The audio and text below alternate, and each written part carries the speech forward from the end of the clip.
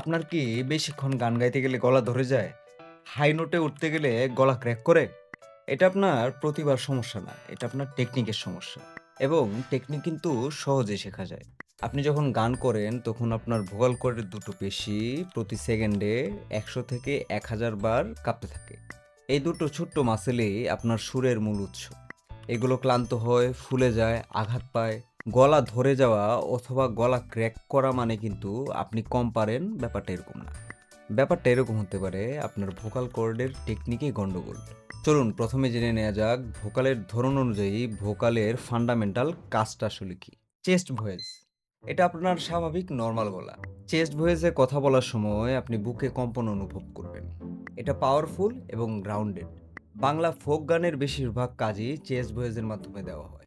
Head voice, আপনি খেয়াল করবেন হাই নোটে উঠলে ভোকাল ভাইব্রেশন মাথার দিকে শিফট করে। এটা হালকা এথেরিয়াল। ভুল করে আবার এটাকে ফালসেট্টো ভাববেন না। ফালসেট্টো, ফালসেট্টো হলো হেড ভয়েস আর চেস্ট ভয়েসের সংমিশ্রণ। ফালসেট্টো মানে হলো আরো পাতলা এবং আরো ইয়ারি ভয়েস। দুটো বাদ দিয়ে শুধু ভোকাল কর্ডের কিনারা কাঁপে। অনেক পপ সিঙ্গার আবার ফালসেট্টো টেকনিক ইউজ করে অনেক ইমোশনাল মোমেন্ট, ইমোশনাল মেলোডি তৈরি করে থাকে। টং ভয়েস, নাকের পেছনে একটা ন্যারোয়িং তৈরি করে গলায় শার্প এবং জলি একটা কোয়ালিটি আনা। এই টেকনিকটা প্রজেকশন বাড়ায়, ভোকালটা অনেক দূর থেকেও শোনা যায়। এবার আসি মিক্সড ভয়েসে। এটা হলো সবচেয়ে কঠিন এবং সবচেয়ে দরকারি। চেস্ট আর হেডের মাঝখানে আপনার ভোকালকে স্লাইডলি মুভিং করতে পারা অথবা গ্রুভিং করতে পারাটাই হলো মিক্সড ভয়েসের কাজ। যেই সিঙ্গারদের গলায় কোনো ব্রেক নেই, কোনো আয়তন নেই, কোনো দেয়াল নেই, সেই সিঙ্গাররা এই টেকনিকটা ইউজ করে থাকেন বেশি। চলুন এখন সেই ভুলগুলো নিয়ে কথা বলা যাক, যে ভুলগুলোর জন্য আপনার গলা ক্র্যাক করছে এবং আপনার কন্ট্রোলে থাকছে না। পুশিং, পুশিং মানে হলো জোর করে হাই নোটে উঠতে গিয়ে গলাকে প্রেসার দেওয়া। এতে কিন্তু আপনার আওয়াজ বড় হয় না, আপনার ভোকাল কর্ডের ক্ষতি হয়। পুশিং হলো ভোকাল কর্ডের জন্য খুবই হার্মফুল একটা ব্যাপার। থ্রোট সিঙ্গিং, থ্রোট সিঙ্গিং মানে গলার পেছন থেকে গান গাওয়া। গান মূলত হয় ডায়াগ্রাম থেকে, গলা আপনাকে মূলত একটা শেপ দেয়, আপনার সুর সুন্দর করে না।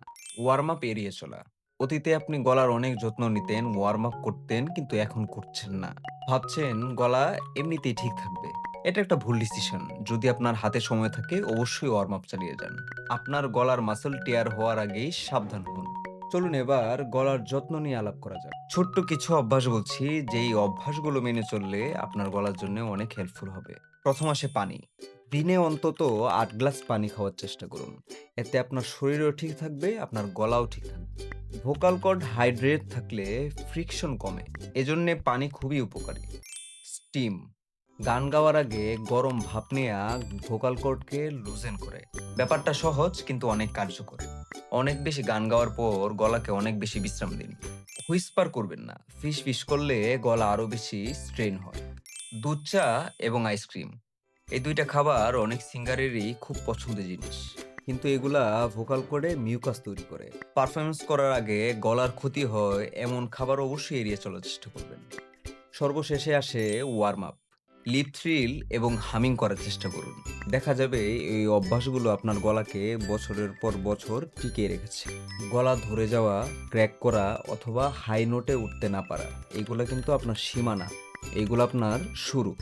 টেকনিক এমন একটা বিষয়, আপনি চাইলে শিখতে পারবেন, অ্যাপ্লাই করতে পারবেন এবং কার্যকর করতে পারবেন। কিন্তু আগে টেকনিক বিষয়টা কি এটা জানতে হবে।